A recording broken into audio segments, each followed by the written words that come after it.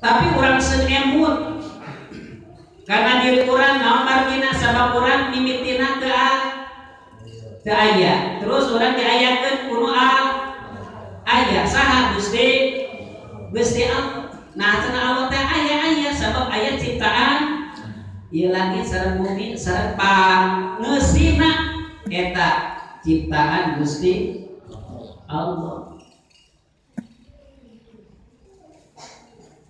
Nges aya pasti kaditu nanti urang mah bakal teu aya deui, da asal teu aya. Urang mimiti teu aya.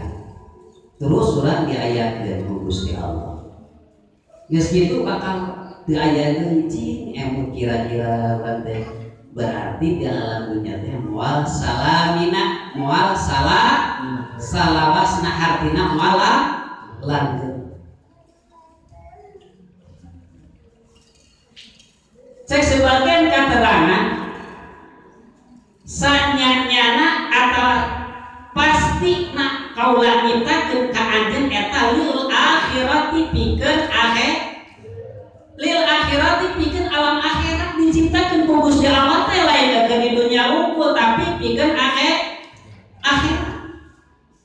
Jeung ngarepkeun kaula ti anjeun naon amal akhirat nyata amal akhirat.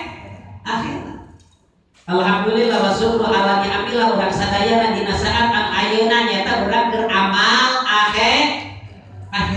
Kumaha sakitu sing sae niat innamal a'malu bin niat pasti nasa amal angin kudu make niat. Geus niat ka dina kudu ikhlas.